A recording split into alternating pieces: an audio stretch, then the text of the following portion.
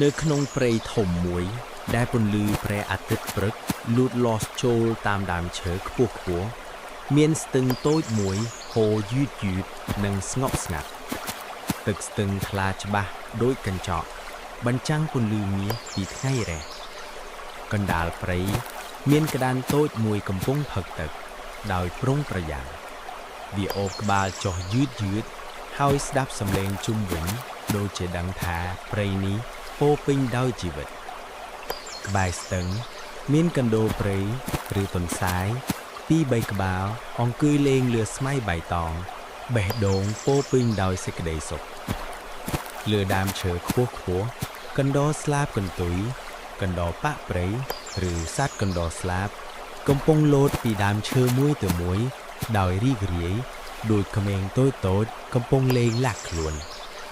ស្លឹកឈើថ្មីមួយដើមលូតឡើងពីដីសើមសញ្ញាថាជីវិតថ្មីកំពុងចាប់ផ្ដើមព្រៃនេះមិនមែនជាកន្លែងគ្រោះថ្នាក់ទេប៉ុន្តែជាផ្ទះរួមរបស់សត្វទាំងអស់ដែលរស់នៅដោយសន្តិភាពនិងការយោគយល់គ្នារៀងរាល់ព្រឹកពួកវាប្រមូលផ្ដុំគ្នាជុំវិញស្ទឹងដើម្បីចាប់ផ្ដើមថ្ងៃថ្មីដោយសេចក្តីសង្ឃឹមនិងភាពស្ងប់ស្ងាត់ក្នុងចិត្តហើយព្រៃនេះបន្តរស់នៅយ៉ាងស្រស់ស្អាតដូចរឿងនិទានមួយដែលមិនចេះចប់